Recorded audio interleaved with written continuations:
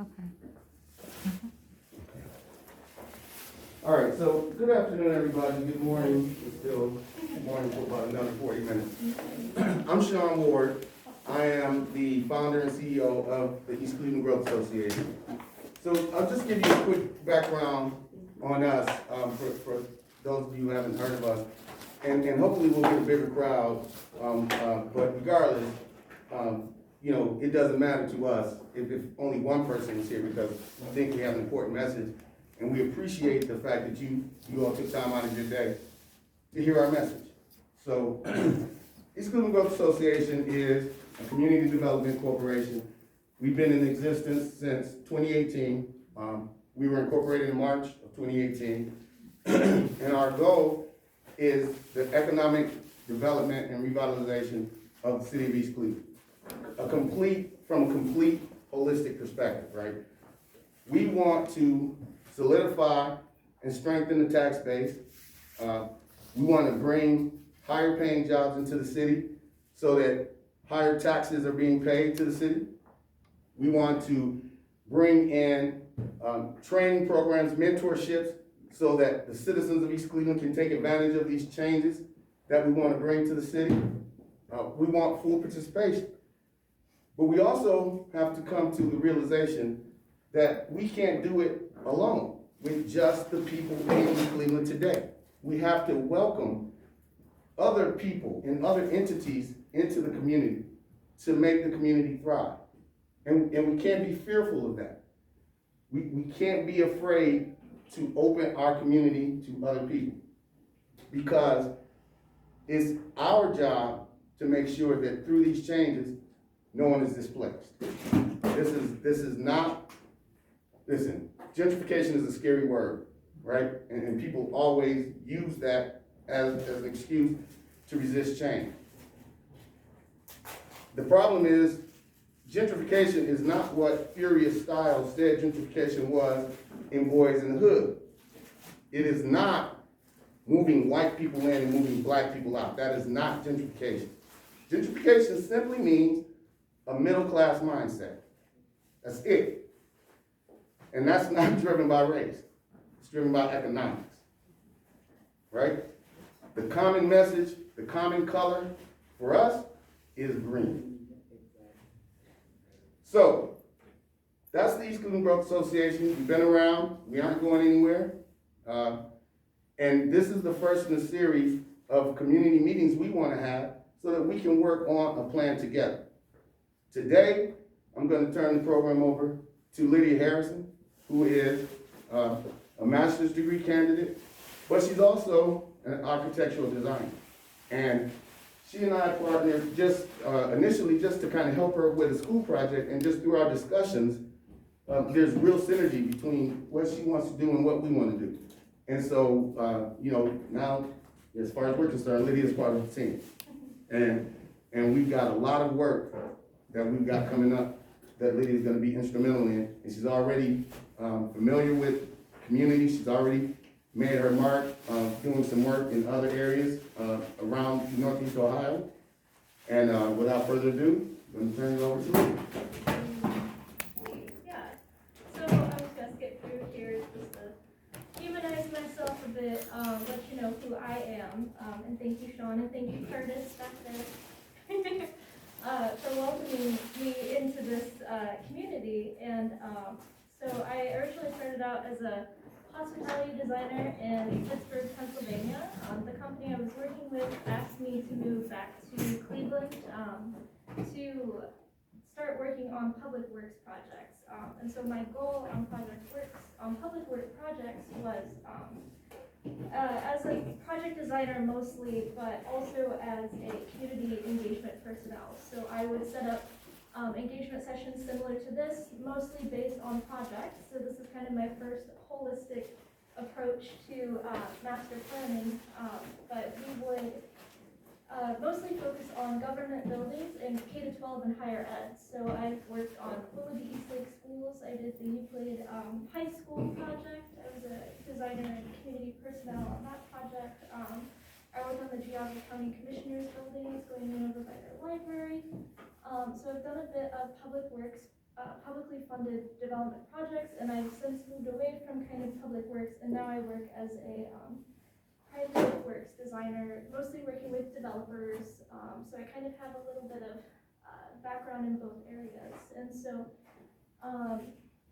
to kind of give you an idea of what I do, I focused on Euclid City School District. So I did their new 6 to 12 campus, and I did their Euclid Early Learning Village from a standpoint of community design. So when we first started out in 2017, after they passed their bond issue, we had a meeting similar to this where we invited their community members, we invited their students, we invited their faculty members to come and talk with us about what it is that they wanted in their building. And at this point, we didn't really have, we had a design, but they didn't like it, right? So they were really upset, and they were like, we have these really specific needs. We want, these students, a majority of the student body was on the free and reduced lunch program, and kind of how that works is, the kids go through and they're just kind of given, they don't have a lot of choice in that. They were really concerned about the medical situation. A lot of students only receive medical care at school, so they do have a registered nurse on staff that kind of takes care of that. So that was a really big concern. And then when we were about halfway through designing the project, the YMCA shut down. So now they didn't have a community rec center that we had to kind of figure out to see if we could kind of add that into our design here. So what we did to kind of address all of those things was very design based, and to allow the kids more freedom in their food choices. We did kind of a scramble based system where it's almost like a food court, like you would see in a mall. So the kids would come in and they would get choices. There's signs up, you could go traditional, you could go Italian that day. They had soups and salads, and it was really important to have these kind of healthier options for these kids to come through and be able to make that choice for themselves, to say that that's what they wanted that day. So it was really important, and it's worked out really well for the kids. Secondly, to address the medical situation, we set up kind of almost a minute clinic setup. It was a little more than what the state was really even wanting to fund, but we told them, this is what the community needs. So we came through and we gave them 6 beds, and we kind of made it like a little minute clinic where each separate section is its own area. And if a kid comes in and they're having a problem, they're having a crisis, if they need a confidential room, we had a confidentiality room that was completely soundproof, that the kids could go in and they could make phone calls and they could talk to social workers. Things like that typically aren't addressed in a standard school, we addressed here for that. And then lastly, when their rec center shut down, about halfway through the project, we looked at our design and we said, well, we have this really nice 3-court field house going in the middle school. And so what we did with that was we decided to make it 2 stories. We put in a walking track that was completely accessed separately from the school, so that the students and the public were interacting during the school day. And we put their rec center offices and an aerobics room upstairs for them, so that when the community wanted access to that space, even if it was during the school day, they could do that. But then the school kind of adjusted their policy to be an 18-hour campus. So they were open 18 hours a day. The community could come in and use these public spaces, and then leave at the end of the day. So that's kind of the plan. So the intent behind the visioning is to create a living document called a master plan that is kind of driven by the people of the community. Many cities don't want to do this. Many cities aren't interested. They just are kind of looking at the almighty dollar and they say, yeah, that's what we want. But what a master plan does for us is it kind of gives the community the ability to say, yeah, we want that Applebee's, but we don't want it there. We want it in, our dining district where, the majority of the community can go and utilize that space instead of putting it, wherever. You can even get down nitty gritty to say, if you want to develop here, you have to do X, Y, Z to the sidewalks. You have to provide this much lighting. Those lights have to turn off at 10 p.m. because we have people living next door that, don't want to be bothered by your lights past 9 p.m. Things like that. So it can get really nitty gritty. But right now we're kind of focusing on a very long-term 20-year vision for East Cleveland, developed by East Clevelanders, right? And, it's going to be, this is we're hoping the series of conversations that we'll have will start really broad and then we'll get really detailed. So this is kind of the beginning of that really broad process. And the end goal, so what happens with the information that we talk about and we gather today is we're going to kind of create this living document, this master plan, that will hopefully, influence and inform future design and development practices that will then continue to develop or benefit the community, and so basically this process, and I'll kind of look to Curtis and Sean to kind of help me out here and explain these sites, is we have these 6 pre-selected sites that were chosen based off of their existing resources. And what we're here to do today is it's a very conversational thing. It's very organic. I don't want this to be me talking at you. I want the decisions and the conversations to come from the community. So we're looking for pros, cons, what do you require from these sites, what's working right now, what isn't working right now, and what do we ultimately want to see in these sites. So this is kind of a dream big moment. Nothing's, off the table. This is kind of our reach for the stars. Think about what it is that other cities are doing that you like. Think about what you don't want. And then we're going to document that information, and we're going to create our master plan document, and then we'll continue these conversations and these gatherings. Hopefully, as long as the community is willing to participate, we'll continue to show up. So starting out our selected sites, a space that we've dubbed the East Cleveland Green Triangle Healthy Living District, and I might turn it over here to Sean. So this is the area around Coit, Woodworth, and Elm. And this is the Coit Road Farmers Market. So our objective is to make the farmers market the anchor of this area. We want to make it an enclosed structure, at least 2 stories. We want the market to be able to hold healthy living and healthy cooking classes in the facility. We also want to expand the capacity of the market itself so they can serve more fresh fruits and vegetables, but also fresh meats. So what we also want to do is we want to build a community of green space, urban farming area. There's already a couple of urban gardens in this area. And so we want to continue that, right? Because the objective is that you start urban farming over here, and those urban farmers become customers over here. So we want to take advantage, and this is going to be a common thing, we want to take advantage of the resources that are already here. And since the farmers market is already here, it's a logical anchor for this area. And then we want to find things to develop along here, possibly even including an outdoor theater, concert theater, but we've got plans for that in some other areas too, right? So again, that's why it's going to be so important to have your input. So that's what we're thinking about the Green Triangle: healthy living, healthy eating, green space, community gathering. So we'll open it up to you guys just to say, what works in the space, what's here currently. Do we have concerns about, getting rid of anything? Do we have concerns about building in this area, My concern is I've never heard of these people, Heard of who? this group. The only reason why I heard of it is because my cousin is doing something here. I would have never heard of you, I didn't know nothing about no meeting.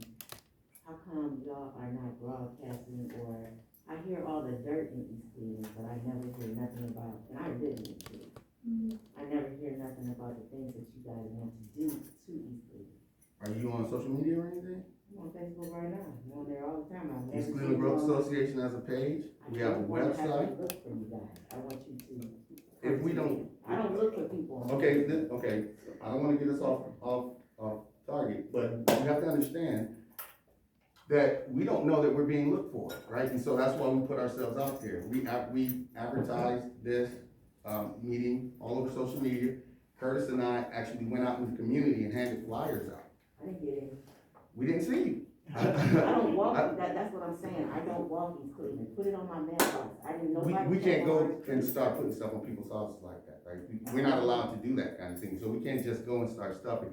And also, it's only me and Curtis. right? And we work regular jobs too, so we can't. So what's the name of your group again? The East Cleveland Growth Association. You can find us on the web at ecgrowth.org, and you can find us on Facebook, Instagram, and Twitter. See, what I was saying is, I don't go looking for people on Instagram or Facebook. I don't know how to do all of that. I just look on there.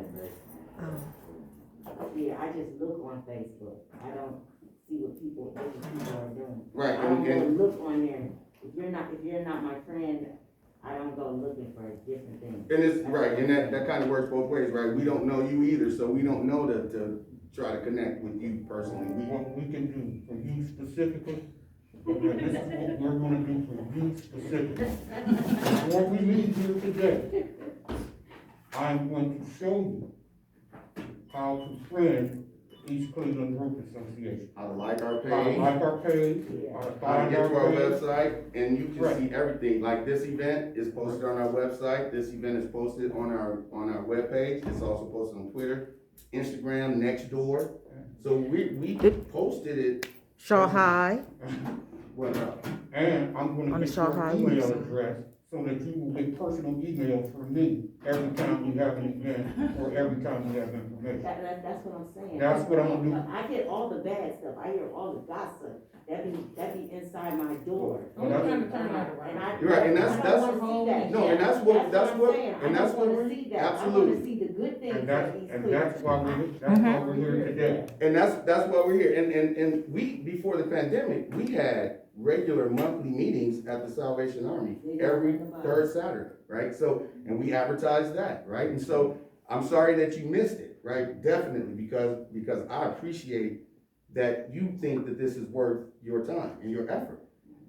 But also, we are trying to figure out how to get to everybody. We really want to get to everybody. We want this auditorium filled. We were just talking earlier that we want to eventually grow from this auditorium to their main auditorium, which seats over 200 people, right? Because that means that we got that many people participating in these kind of workshops. And this is the first of many. So we'll keep you informed, and we'd love to see you at the next one. And we want your input. Absolutely, yeah.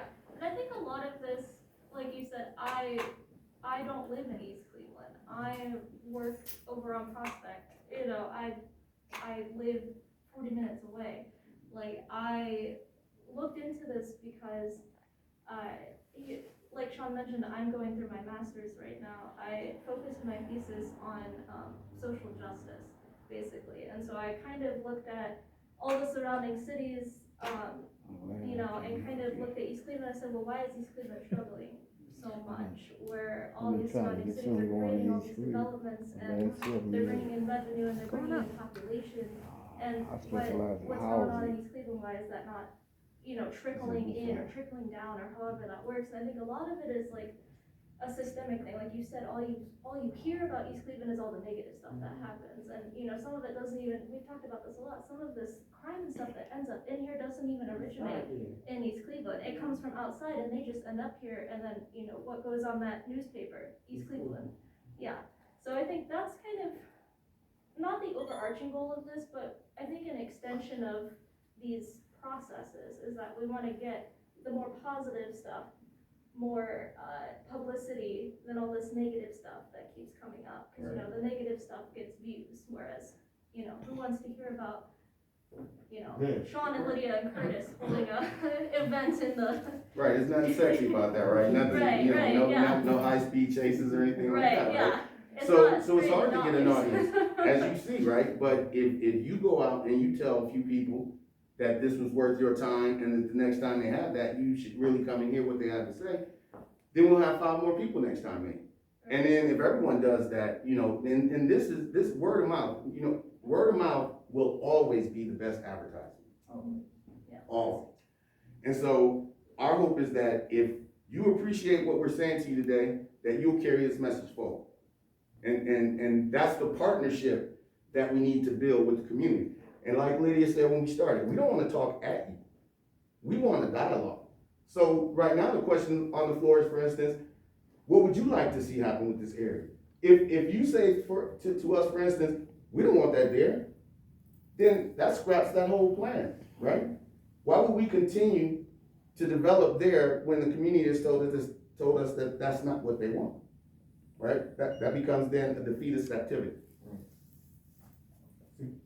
I like that idea because the farmer's market is like a hidden gem in East Cleveland, and that right there would help build it up, because they're struggling as a lot of other companies are.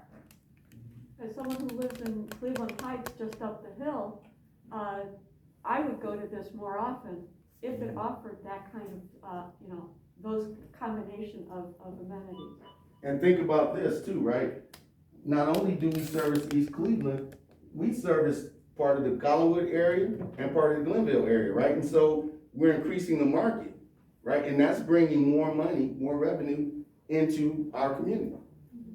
And see, one of our goals is this time of year, when you go up Noble Road, excuse me, when you go up Noble Road, what do you see? What are they doing right now? They're constructing the GE lighting display. So what we want, what our ultimate goal is when you come to see the GE lighting display, we want you to continue coming down Noble Road. We want you to go to the farmer's market, where there are pumpkins and fall cooking displays and things of that nature that you can actually participate in. Right here. Good morning, everyone. Good morning. I came here to do one thing, and to show you how the Lord works. I wind up come down here. For the last 7 years, first let me tell you, my background is real estate. Retired because of my injury. But anyway, I've been trying to get something positive going towards housing for senior citizens and what have you. There's various programs that is there. Program 3, then there's program 202, in reference to what you guys is trying to do, your agricultural grants, technical grants, but this is a very positive step forward. And because East Cleveland was semi-cut off because of certain political aspects in here, especially in Ward 3. But I like this idea here. At least I see someone is trying to do something positive here in the EC. It gets better. Yeah, it does.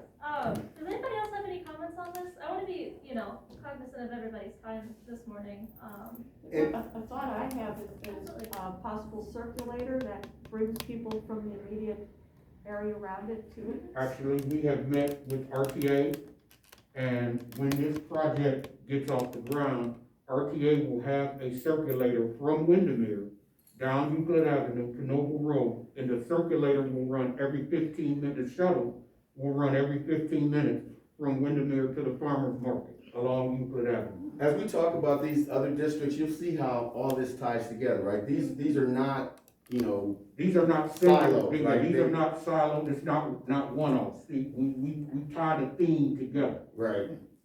Yes, ma'am. Okay, also, a part of GE is moving to Beechwood. Yes, Yes. they are. Maybe if they see that East Cleveland is trying to build up, maybe that other part would stay in East Cleveland. Listen, as soon as I heard that they were leaving, I actually wrote both organizations and told them how important we thought they were, asked them for a meeting, and hopefully I'll get one, because we can't let that facility leave. However, if it does leave, we got plans for that too.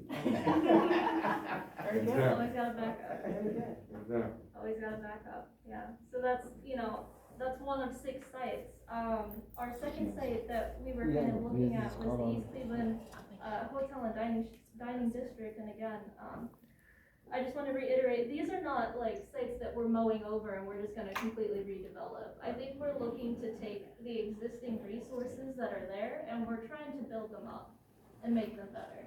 Now, this is the east end of East Cleveland, Euclid Avenue up to Noble Road, right?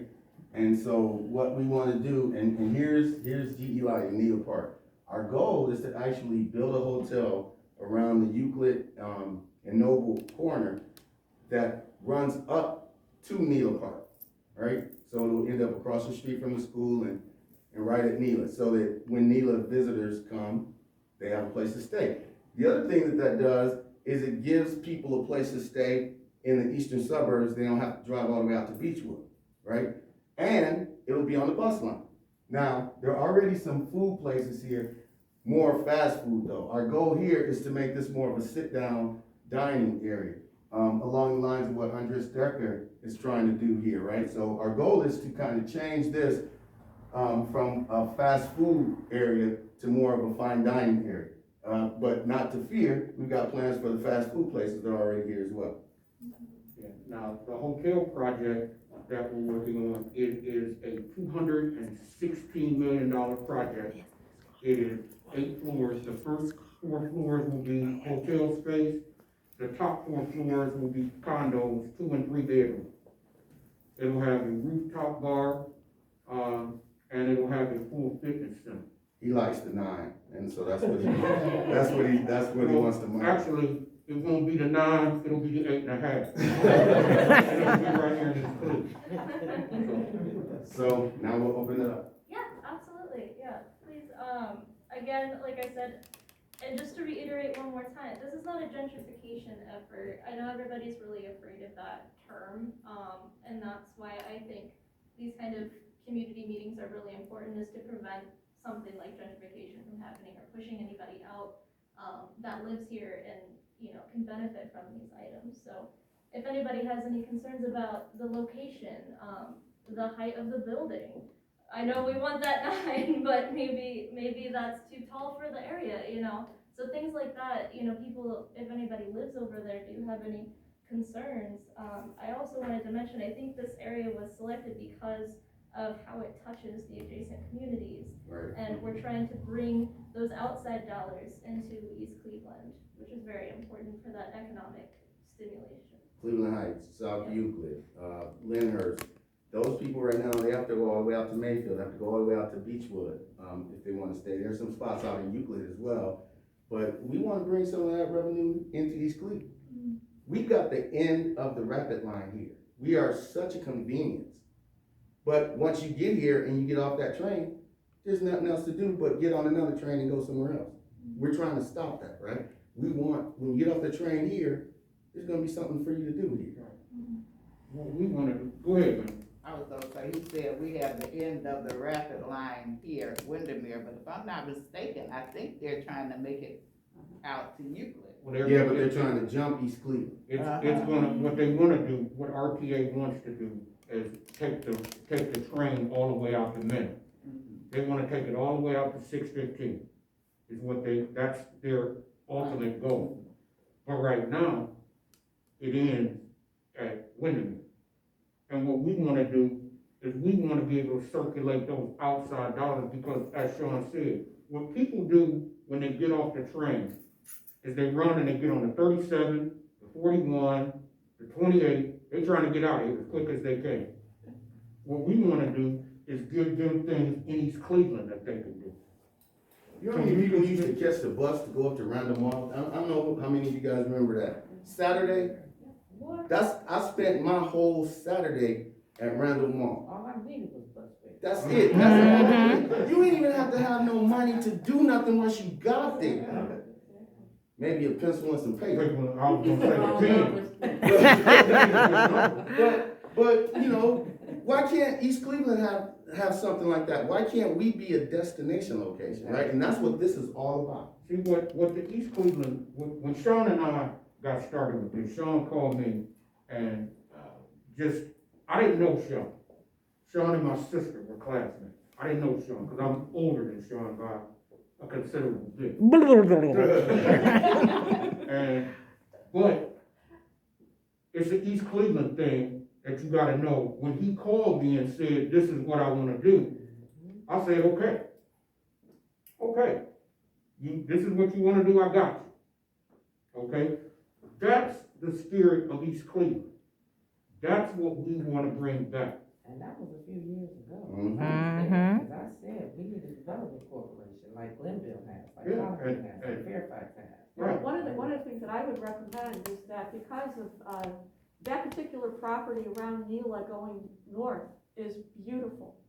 And if there's some way you can, incorporate a wonderful garden walking area, to go through, because it's beautiful. You must have seen our plan. I'm sorry. Every one of You must have these seen our areas plan. that you're gonna see has a green space component to it. Every single one, right? And the other thing that they'll all have are training and apprenticeship programs so that we get the jobs. You had a question? Okay, so I don't know what East Cleveland used to look like years back, Okay, because I wasn't born and raised in Cleveland. okay. But I live here, and I've lived here for a long time. And I've seen that you guys, whoever, tore down a lot of apartment buildings. But to me, they put parks there, then they put these black fences around it, then you got these big holes where nothing, it looks like weeds and. Hold on to that, because we are going to speak specifically to the area you're talking about. We know exactly what you're talking about. So hold on to that, because that's the 6th area. So hold on to that. I was gonna say, That's district number 6. Okay, So, but I have another question. okay. Go ahead. But where is all these, other leaders, like Ward 3, I don't even know what. This is not, okay, so let me, What about all the other areas that you? we are not a political organization, Okay. right? In fact, we are an apolitical organization. So if you see government officials here, they mean no more to us than every other citizen does, right? Because to us, they're just a citizen in this context, right? So we hope that they come. We hope that they'll participate, but that doesn't stop us from moving forward. That's what my question was. Yeah, no, it- Take advantage. Don't like the mayor and all them other people gotta vote and do this. and No, do you that. all are the voters. no, there's There's- certain zoning requirements Right, and there- things like that. We'll that need we have- permits and Right. there's certificates that we need, there are approvals that we'll need for things like that. But as far as our plan, this is our plan. This is the plan that we have been working on since 2018. So any feedback on this particular area? What's gonna happen to Apex too? It's not going anywhere. Nothing's gonna happen to Apex. It'll be incorporated into the development. The churches aren't going anywhere? The churches isn't going anywhere. We deal with architects who specialize in renovating existing structures. So our first objective is not to tear anything Like down. Lydia. If it's still usable, we're gonna use it. There's some beautiful architecture here. Why would we wanna tear it up? So, that's the goal. And we'll get to that in a second as well. One more. Now, you said you have to get zoning permits and all that, right? Absolutely. But we know our city hall people, right? You think you'll be able to get them? Let me tell you, if we can't, they're gonna have to answer to y'all. Exactly. Yeah. Exactly. If we wanna do this project, if we wanna do the hotel project, and they tell us, no, we can't do the hotel project, then what are you gonna say? Okay. Right, we come to y'all, and that's why we come to y'all now, Right. because this plan is gonna have all of our names on it. Not ours. Listen, we don't need to be in front of no cameras. We don't need to have no credit for anything. In fact, we told the mayor a few years ago, listen, if you wanna jump in front of the camera every time we do something, take credit, have at it, feel free. Cause that has nothing to do with what we're trying to do. Any other comments about this district? And then to your point, typically when you get an architecture team involved, that's something that we take care of, is permitting and zoning and getting through architecture review boards. I don't know if East Cleveland has one. I don't know if you guys have an ARB, but. We don't have an ARB, but we do have a city planning commission, and we do have a board of zoning appeals. Yeah, so that we go in front of them and we take it on ourselves to say, hey, your community said that this was something they would be interested in, and we're looking for your feedback then, and they'll tell us what it takes to get it going, basically. So this is the East Cleveland City Center and Business District. This is where Windermere Rapid Station is, this is where City Hall is. This is what we like the middle of the city to be, downtown East Cleveland. I don't know if you know, but right now, downtown East Cleveland is the Euclid Superior Shopping Center. That should not be downtown East Cleveland. This should be the center of our city. When people get off that rapid, there should be more stuff here. There should be an Uber stand here and Lyft stand here. There should be, safe parking even at night, right? Because the trains run till 3 o'clock. And then when you get off here, there should be places maybe you can run in a coffee shop, get a quick meal, get a bite to eat or something like that. But then also, we need real businesses around here. We need real professional organizations here, professional services, technology operations, all those kind of things, those high-end jobs that will bring more tax revenue. And let me say this to you. I'm going to tell you a real quick story, because technology is one of these fields that you can get into without a degree, right? And so when we're trying to bring in these technology jobs here, we also want to provide training. My younger brother is the director of safety and security technology for the Cleveland Municipal School District. You know what his education was after he graduated from Shaw? Me. I gave him a book. I told him to read it. And when he came back with it, I asked him a few questions. Then I threw the book away because I really didn't care. I needed to see if he was committed. I gave him a job, and now 12 years later, he is in charge of his own department with the Cleveland Municipal School District, one of the largest school districts in the state.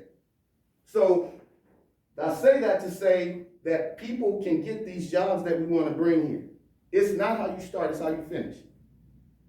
And we want people to have an opportunity to take advantage of this, right? So we've got churches here, we've got some beautiful homes, residential areas over here, some beautiful apartment buildings here.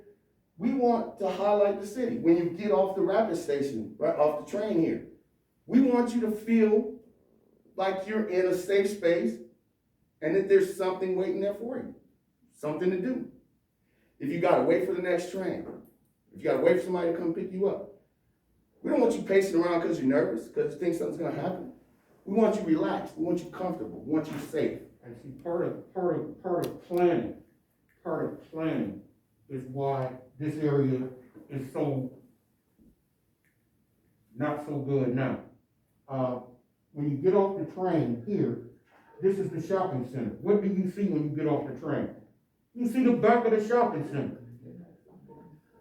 Who designed that so that the backs of the store backs face the rapid station? Wouldn't it be easier and better and more efficient if the front of the shopping center, the store fronts, so when you got off the train, instead of seeing where the truck delivers the parts, you could see the front of the store? Wouldn't that make more sense? And have you seen what other communities call a municipal center? Where their Police, city fire. business offices are, police, fire. Beautiful structures, highlights of the community. What does our city hall look like? I wouldn't take a job there just because I wouldn't want to go there to work. That's got to change, because all of that is reflective of our image. All of that determines what people think about us, how people see us. We've got to change that paradigm. The way to change the paradigm first is to start thinking differently within the community, because that's the only way we're going to change the narrative. I've got a question. Go ahead. I met with this guy that he's somehow involved with the incubators at downtown, trying to bring in the, I'm drawing a total blank as to what it was called, but it's, high-tech computer, cloud operations, and they were looking to coordinate more out into the communities. I'm gonna have to get you guys, I don't know if you know who it is, but I'll get you his business card, but, I mean, that would to get high-tech jobs at this location would actually kind of gel with what they're trying to do. That's what I do, right? I am a global project manager. I manage high-tech projects around the world. I'm doing a call center in the Philippines, in Mexico, and where else? In India, right now, right? And guess what? I don't have to do anything but get up and go in the living room to take my meetings and stuff, right? And so that's what we wanna do here. That's the kind of thing we wanna do. We've been talking about the AM Ward Center for years. Now, that's one thing that the government did kind of block us on, because they didn't give us the money that we were eligible for. But that's exactly what that structure is gonna be. It's gonna be a professional services building. Where Angela Mia is, Angela Mia's not going anywhere, but the rest of that building hasn't been used for 20 years. If we get $150,000, we can renovate that building and start operating. We asked for the money. We had a great proposal. They told us, no, we ain't giving it to you because you asked for all of it. Can't do anything about that, right? But look, we've been going at this now for 4 years, and we're not gonna give up. This gentleman had a question. You got a question, sir? Yeah, my question is, Go ahead. you mentioned, around the safety of the community, narrative of the community. And this is a very highly infrastructure-based plan. We've experienced new infrastructure being built in our community with 2 new schools. Nothing really has changed. I mean, I guess my question is, investing in infrastructure has not netted results in communities of color until other things have changed in our community. So what is the plan, if this is just an infrastructure plan, how are you gonna address some of the other things that you already mentioned around safety and narrative and other things? But it's not just an infrastructure plan, right? It's a community development plan, and all of those things are part of community development. I think Lydia alluded to it earlier, where when businesses come into the city, we have certain requirements, like this kind of lighting is gonna be required. If you're a 24-hour gas station, you need to have armed security, and certain lighting, right? You build those kind of standards as well. And so, and then even the definition of infrastructure has changed, right? Because it's not just brick and mortar anymore, right? Infrastructure doesn't just mean brick and mortar. Infrastructure means technology platform, cloud services, internet access. All that now is part of infrastructure. And all of that is going to be part of this plan. And you're talking about physical safety. There are 14,000 streetlights in the city of East Cleveland. 8,000 of them don't work. Okay? What we're trying to do at this point is we're working with GE to give us the new high-tech fluorescent street lamps with cameras. Again, East Cleveland is home of NELA. Anybody know what NELA stands for? NELA stands for National Electric Lighting Association. Okay? That's Thomas Edison's company. And The founder of the electric light bulb company is here, and 10,000 of our street lights don't work. That's a problem for me. And we talk about the GE company that's still up there, right? And actually, that's not a GE company anymore, right? The company moved in called Savant Systems, but they're very bright because they knew that the name GE is what had the market value and the goodwill. So they call themselves a GE company. They call themselves GE Lighting. They kept the GE Lighting name, and then they say a Savant company. But the point is, that is a smart technology company. That's what they do. They build smart home technology.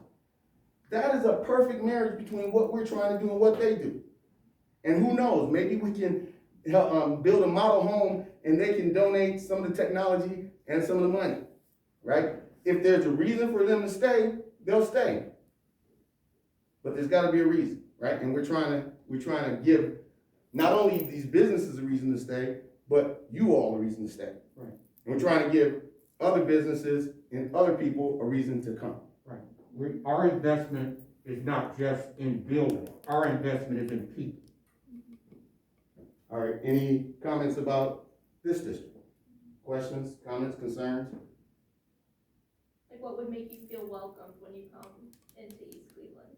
Is it a sign? Is it like something that says, hey, instead of the little metal signs that you see on the side of the road, is it graphic? Is it something that, like, what is it that makes you feel welcome when you come in here? Or what would make you feel welcome when you come into the city?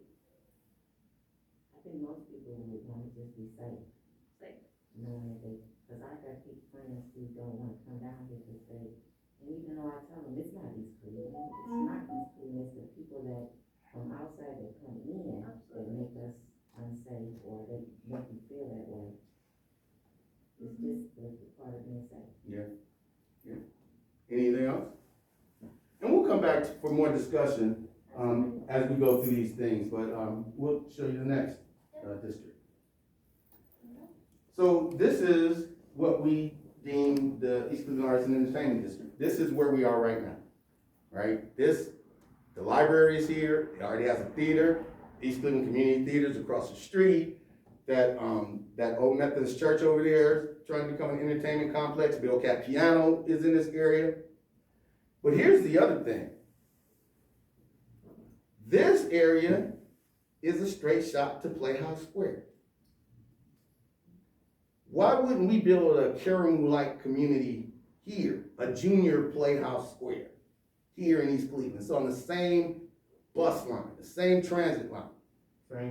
Same street.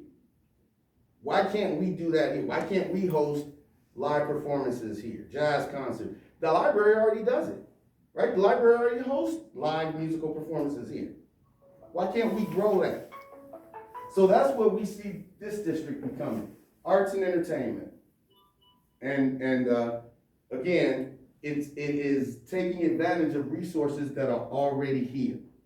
We're not trying to change anything necessarily. What we're trying to do is take advantage of what's already here and expand it. And just so you all know, ladies and gentlemen, sitting right here in the back, this is Carlos Vladimir, the Executive Director of the East Cleveland Public Library. Welcome, everybody. And a classmate of mine, both high school and college. High school, my classmate.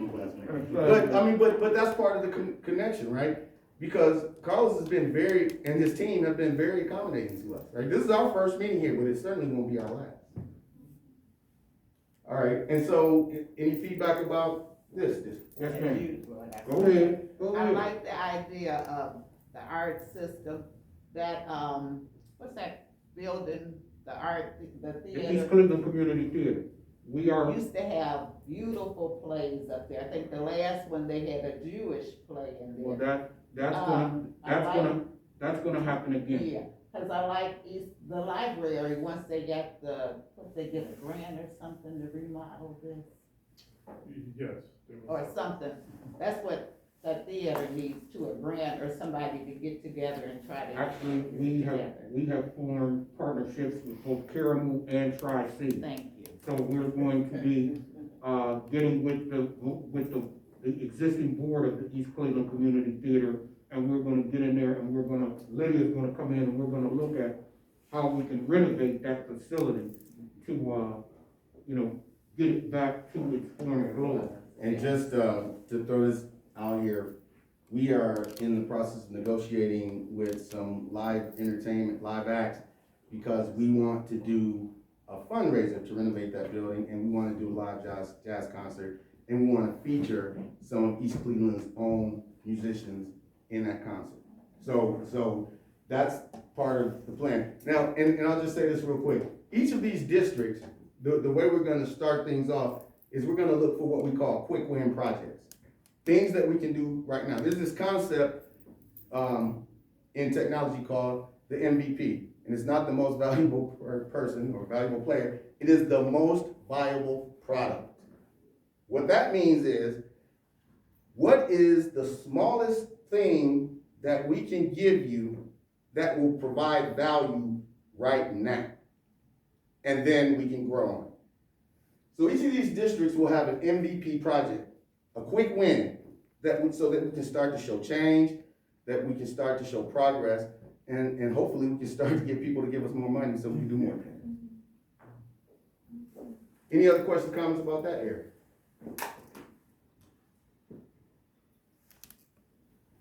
And this is the retail, East Cleveland Retail and Restaurant District. This is where we talked about fast food restaurants and things like that. This is where we'd like to see those things exist. Now, this is the area at Euclid and Superior, right?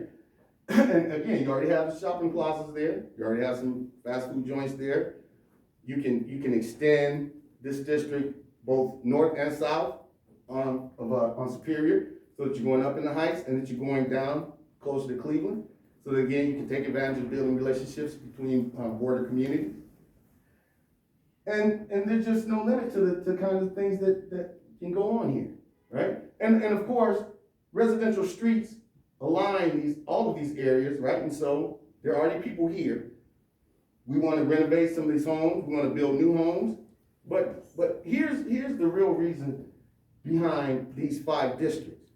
It's because we want East Clevelanders to have a full experience. 6 districts. Well, the 6th one's coming. I don't want to steal her thunder, right? I don't want to steal Lydia's thunder.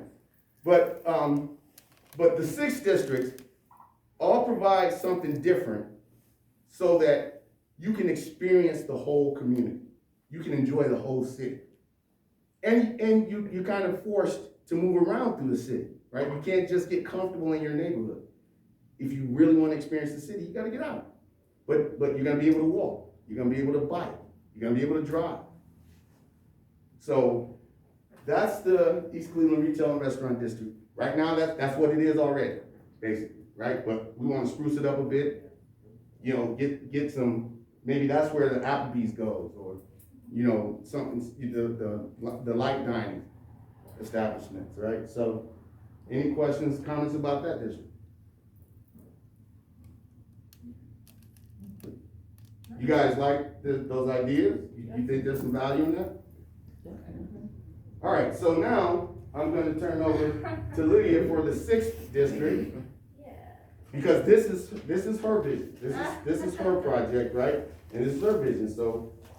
Thank you, yeah. So Sean and I have been talking, gosh, probably since I started, this has been kind of a year-long thing, I think, now. And so, like I said, I'm an outsider, so I'm relying on you guys to give me some feedback here. This is what I'm submitting as part of my thesis in order to hopefully graduate. I'm hoping this is the area that you're talking about, where they've kind of put in this East Cleveland. Sinkhole. Yeah. Where there used to be a bunch of these abandoned apartment buildings there, right? And they tore them down, and then they put this walking path around this big sinkhole. And then all these other blighted buildings are still there. So when you go to this park, it's a nice park that they put money in, and it shows that they put a little bit of money in it, but they didn't finish the job, right? And so, nobody freak out. It's just a little bit of a design here, I guess.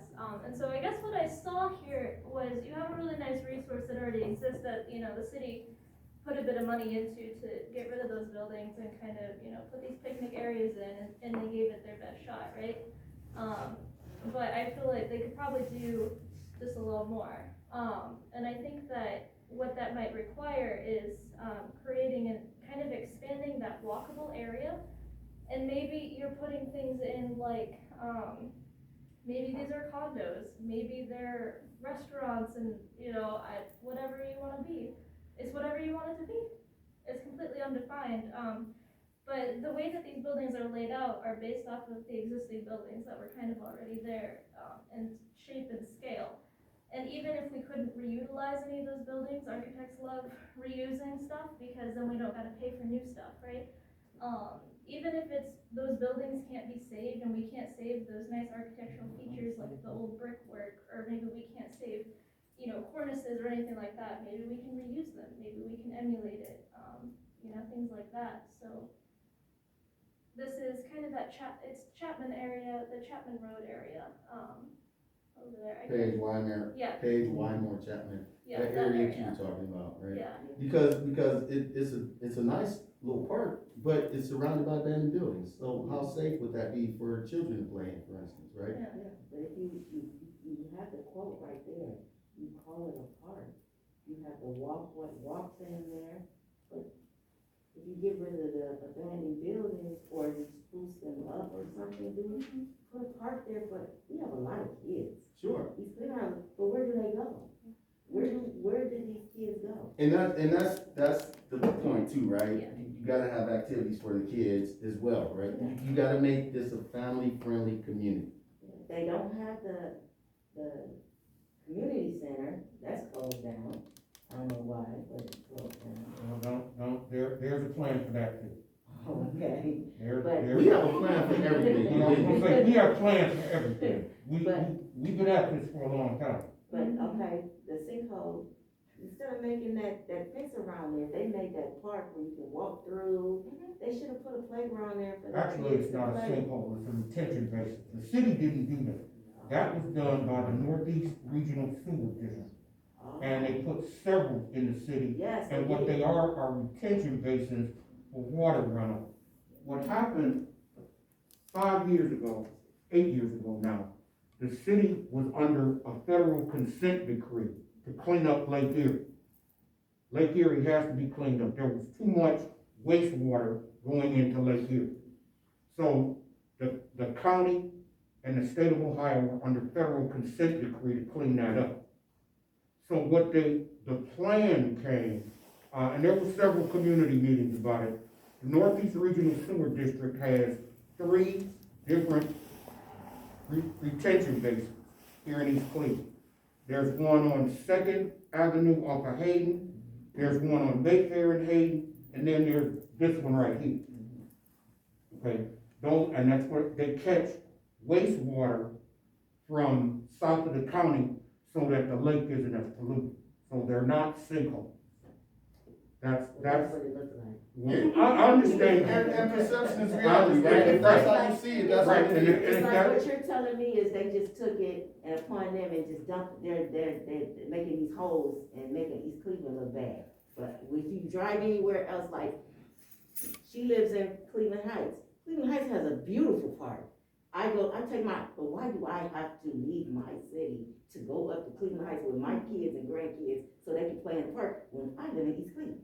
I can't even go to the one on, Forest Hill? Forest Hill, because going down that hill, you smell that sewer right there, just to go down in there to play in that little, and there's nothing really down there really for my grandkids to play. Cleveland Heights got a beautiful park. And that's Why don't you? that's what we have to change. When we were growing up, you didn't know whether you were on the East Cleveland side or the Cleveland Heights side, because you just enjoyed the park. Yeah, I didn't know that. Well, and it was like interesting because when Cleveland Heights was formed, and then they created their own school district, no one wanted to go to it. They wanted to stay in East Cleveland School District at that time. At that time, it's a totally different era, and a lot of people missed the perspective that we come from, right? Because we grew up here in the 70s, and we had all the things that you guys talk about. We had a self-contained little league organization. There were like 30 teams from around the city. We had the East Cleveland Chiefs. We had the Y. We had sleepovers at the Y. Kids from all the schools spending the night in the gym floor. People throwing shoes when you go to sleep and stuff. But that was our childhood. That was fun to us. Getting to know everybody. And we did know it. And that's a perfect one, because we did know everybody. When we all came to Kirk, from the 5 or 6 different schools that East Cleveland had, we were already a family. We'd already known each other because we played some sports with them. We'd done something with them. And so now it's just a continuation. And we're trying to build that sense of community again. We talk about, for instance, police chases and things like that, right, and crime in East Cleveland. And we think about, like you said earlier, your friends don't want to come down to East Cleveland because it's dangerous and stuff like that. But do you know that that's not even the most detrimental part of the police chases? It really isn't. The most detrimental part of the police chase is that a business will not want to come to East Cleveland because they don't want to deal with the fallout. They don't want to deal with customers having to dodge police cars or getting their car hit because they're in the middle of a chase or something like that. Those are some of the things that keep revenue from coming to the city. That's really what police chases do. More than, risk lives, injure people, kill people, right? That's terrible. But the economic impact of a police chase in a community like this is tremendous. And we gotta stop that. Yeah, it disincentivizes people from not only coming here, but it disincentivizes businesses from coming here. And a lot of the things that we're talking about are political things. Which is why Sean ran for mayor, but that's a whole nother story. But a lot of the things that we're talking about are political things, and like everything else, we have a plan for that too. So, you know, understand that our plan is holistic. We want to bring East Cleveland back from a holistic perspective. We don't want to bring it back like this gentleman was talking about, merely if you just build stuff, it doesn't change anything. It doesn't change anything. We can build stuff and Lydia can design stuff and show you pretty pictures and we can make things pretty and it still won't do anything. We have to create an environment for people to be successful and to thrive. And that's the goal of the Growth Association. We want to create an environment for people to be successful and thrive. Now, work and play. Now the affectation of that will be pretty buildings. It'll be new stuff. But the goal is for people to be able to thrive. So where do you think you're gonna start? I heard you say you're gonna do this. We are actually going to start with the AM Ward office complex. Angela Neal. That's the building at Angela Lea's. If you drive by there, you'll see our signs up there. They've been up there for a while, but that's where we're gonna start. I was wondering what it was. Yeah, that's where we're gonna start. I mean, see.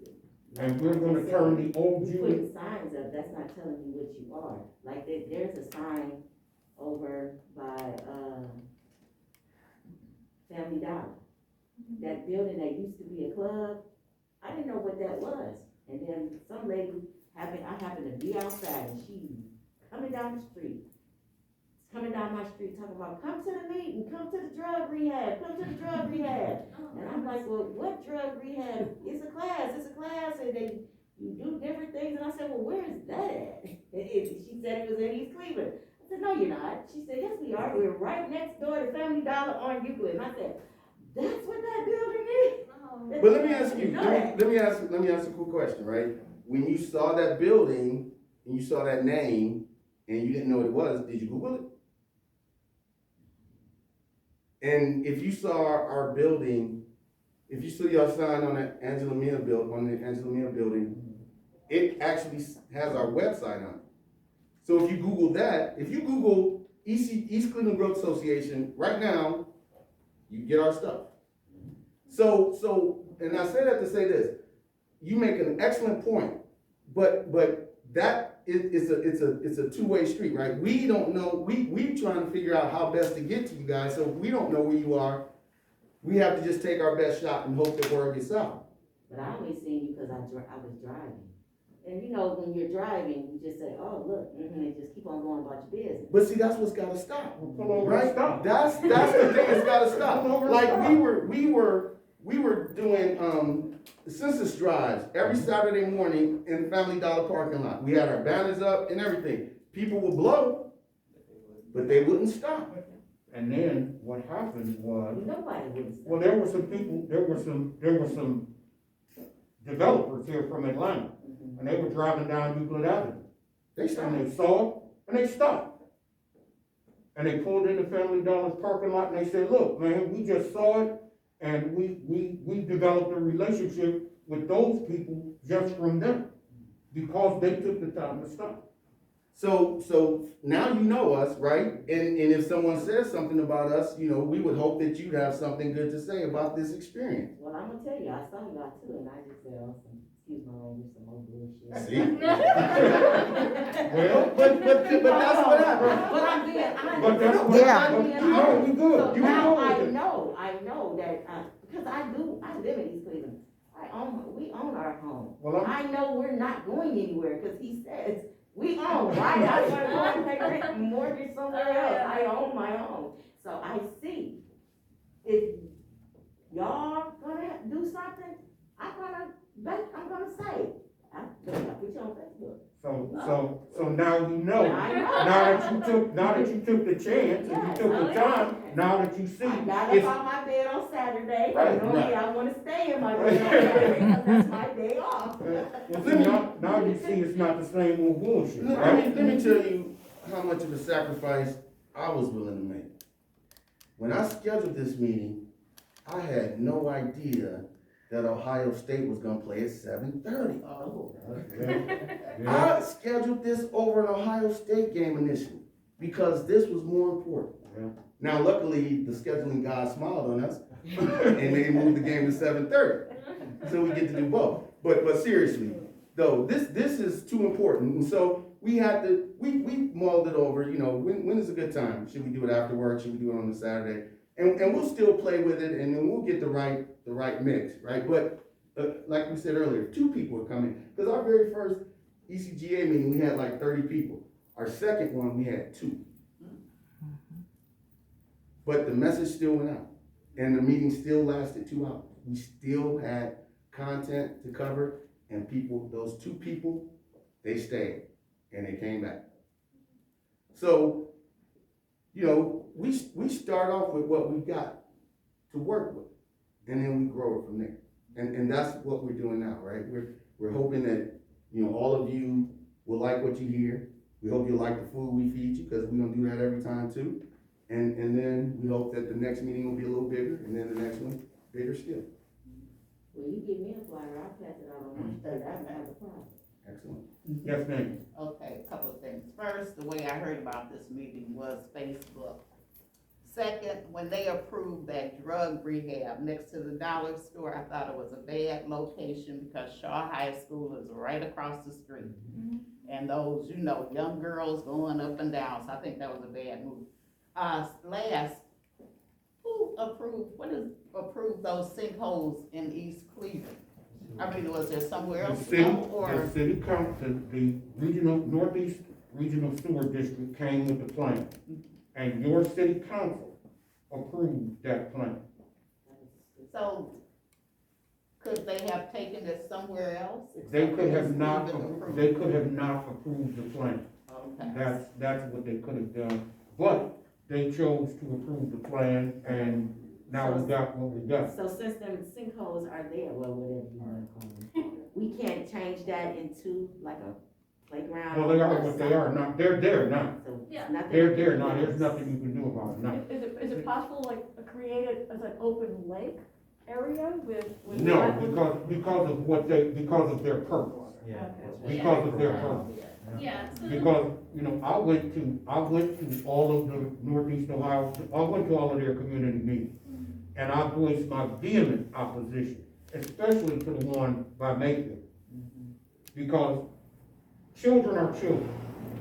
And if a child climbs over that little bitty fence, it's a 4-foot fence, if a child crawls over that fence and falls in and gets sucked into that retention basin, our city fire department does not have the equipment to get that child out of it.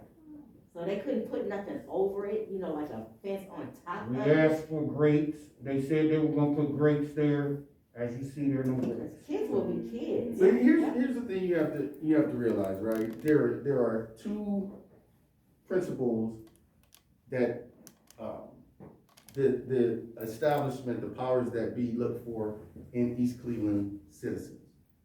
One is ignorance, the other is apathy, Yes, sir. right? And if they luck up and get both, they're in nirvana. So they hope that you don't care enough not to say anything, or they hope that you aren't informed enough to know to say anything. Either way, they get through with their They objectives. count on that, they did it with the jail project. They were gonna build a jail, first of all, they put the dump there. And your city council agreed to let them put that dump there. Your city council, or should I say our city council, because I'm an East Cleveland resident. Our city council agreed to let them put that dump there. They were going to build a new jail there. Armin Budish, our county executive, said, we need a new jail. Because that property there on the corner of Lakeside and Ontario and West Third is valuable property. They just put a $400 million hotel up across the street from the Justice Center. You knew the Justice Center wasn't long for that property. So he decided, unilaterally, let's put it in East Cleveland at the dump site. But here's the thing, right? They established site criteria for that jail. They looked at 2 sites in East Cleveland. Neither site met the criteria, yet they were still gonna They put were it there. still gonna put it there.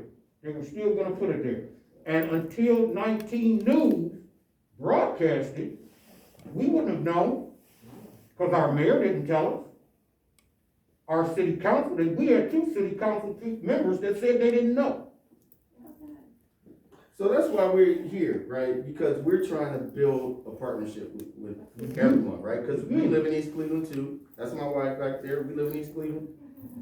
And we're trying to build a partnership. We're trying to get the community to come together and build this city back. Right? We don't want to ram any things down your throat. Now, we have to have a place to start, right? We have to have a foundation to start from. But again, everything is open, right? We're not married to any of this. So speaking of that, so this plot that's right here, I mean, this plan right here. So I personally have interest in a property that's in this location.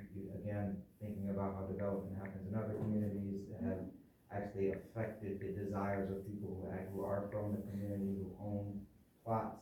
People draw plans without communicating with the people who have interest in it. So this is a person, I'm looking at, maybe you could maybe skip past this, because I'm not only me, another gentleman named Derek has another property over here. We know the challenge with the city, that we can't move because of these issues that we're talking about. So to show this is like what a plan is without being reached out to. And I know that there are 3 other brothers right now in the city who are looking at this property. I'm taking a little offense to it. So if we are gonna work together, what are the ways that we can be reached out to figure out what are some of the plans to people who are holding property there that aren't owned by the city, that aren't owned by the county land bank. If we look at the maps to see who are in possession of things, we don't have to draw out a reality that excludes the people who are here, who have been living here for generations, who have plans for the city themselves. So I want to figure out what are the ways, so I don't have to come to a meeting and say, hey, you drew over our property. That's not what's happening. No, I know it's not. I'm just saying, I just want to make sure that that's not what this is. No, listen, if somebody has the property already and they're doing a project, we have no control over that. And we're not doing this. We're not the doers. This is. No, I'm just talking about systemically, this is exactly. No, I how get your point. Yeah. I get your point. What we're trying to say is this. If somebody is doing something, your question was how do we reach out to you? How do we know you own that property at this point, right? So that's as simple as going to the county and. No, because we're not looking at it from that perspective. Well, if I'm doing a plan. Hold on. We're not trying to argue about your property and what happens to I just want to it. make sure that there is a way for you to know who owns the property. Yeah, we need to know, we will know. So we don't need to know that now. Plan, you can see who owns the property. We don't need to, listen, this is a model. Yeah. We aren't trying to But buy something. it's a model that's personally like look. Look, if you're, I'm sorry you're I'm with you offended. the whole way, bro. I'm sorry you're offended. I'm sorry you're affected, but if you're affected by a drawing I that's love doing the plan. nothing. I love the plan. Let me just say, I love the plan. I'm with you 100%. I think that's exactly what needs to happen.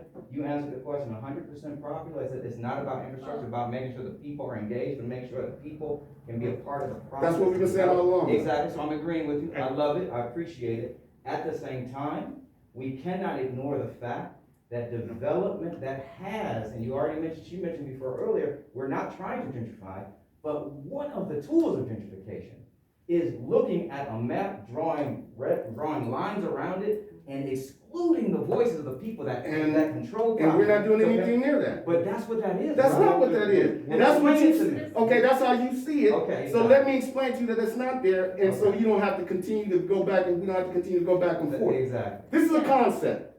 Yes. It means nothing. Can she explain it? 'Cause you I'm sat down gonna and- explain it, it's my program. But you I sat will down I will and get it back was to clear, her, bro. I will get back to her. This is the concept. Nothing in these drawings are literal, I get that. except what's already there. Exactly. What's gonna happen to them is conceptual right now. All we talked about is what we'd like to see happen in those areas. We didn't speak about any specific plot of land, any specific building, or anything like that. When the time comes and we have to go and find out who owns buildings, what permits we need, we'll do that due diligence. So can you understand from my I perspective? can't, no, I'm gonna be honest with you, I can't, but maybe he can. Yeah, I do. Okay. Because what you want, and what this meeting is about, what this whole meeting is about community engagement. Okay? We will not move forward on any project without the engagement of the community. Exactly. That's why we're doing this today, and that's why we will do a series of these meetings before shovel is put in any dirt. Okay? Right. We will have a series of community meetings. We will get your feedback. I And when appreciate we that. if this project comes to fruition, okay, because right now it's just in the conceptual Exactly. stage. This is the concept of Lydia, okay? She For will her explain grade. Yeah, everything this to is you. the- This is fourth grade, Yeah, this is independent this is of for her these schoolwork. meetings. Hey, This is I get that, but yeah. I can tell you, And I understand your concern, You and I could look can at a you tax speak? map Yeah. and see that you Yeah. own that, and there are a But, lot but, of these I'm areas. sorry, we got maybe 25 minutes left, and we can't get bogged down by this particular personal entity. Right, so let's keep the conversation general. We are not anywhere near the point of what you're talking about, what you're concerned with. So when it comes to that, we'll deal with it, but right now, we gotta move forward. Sure, yeah, it is about community Okay. engagement though. absolutely. We heard you, appreciate you. It doesn't seem like you heard me, but I'm. Okay. Sure. Thanks. Yeah, I hear you, and this happens all the time. This is a part of the process, get it? Like, sometimes, even when architects go in to interview for a job, we show you something, you're like, oh my gosh, so-and-so owns this land, we can't do that, and we say, okay, that's fine. We go back and we revise, but Exactly. this was my contribution to this, and I knew that this was going to cause something, and I'm glad that it caused a reaction in somebody, or a couple somebodies, and that's cool. It's a conversation that needs to happen because it's a reality of what Absolutely. happens when development Exactly. is on the verge. The other you know? thing you guys need to understand is we are not the developers. We aren't gonna own any property. We're not gonna try to take anybody's property. We are planners. We have to go out and find the money to do this, and we have to find the people willing to do it, right? We don't want any of it. We won't. We're broke. Right? So we're not trying to take nobody's property. If the property's not available, we can't work with it. But that doesn't mean we can't work around it. So there's nothing specific about these drawings at this point. They're I wasn't concepts. insinuating No, anything. we Can got I- it. We got it. I do have a question for you. Do you own a home, or do you own one of the lots of land? I own, in this area, I own, property, Okay, like one of the buildings. okay. Right. Like one of the apartment complexes that are there? No, not one of the apartments. Oh, okay. Is it like a commercial property? It is a commercial. Okay. It's an existing to stay there property. Yeah, and you well, are- we hope, because again, as that was already mentioned before, it's not easy to deal with the city. So there's Absolutely. some complications that that a few people are trying, like, in this plot, this is the area that people are interested in because of the value that it can actually bring to the city. Absolutely, yeah. I'm interested, if And you're we need interested to- in we talking need to talk about with it. me Sit down. separately, like off the record, whatever, we don't have to do it in front of it. I'm interested in what you're doing, just curious. Since this is just my project, like I said, I applied. No, we like the brother said, we don't need to make it about what I'm doing. We can talk off Sure, record. absolutely. Like he said, to respect time. I don't Yeah, wanna take too definitely much curious air, what so you're I just doing. wanted to bring up that absolutely. I've been in other community meetings, not necessarily because I'm just returning back myself. Gotcha. I'm born and raised here, Yeah, family home here, four houses on the same street, whatever it is. But in other communities, understanding development and having to deal with this type of, draw Yep. on top of mouths without community engagement Yep. is the crux of the problem, of making sure community ownership remains, making sure the identity of the people remains, and making sure that the culture that we desire to develop in our communities stays with the people who have been here toiling with decades of disinvestment. All right, and if we can end it there, if Exactly. we can end that there, then let's please move on. Yeah, Exactly. yeah, so really, the last thing that I wanted to ask of y'all, is if you could, I do have note cards here, some pens.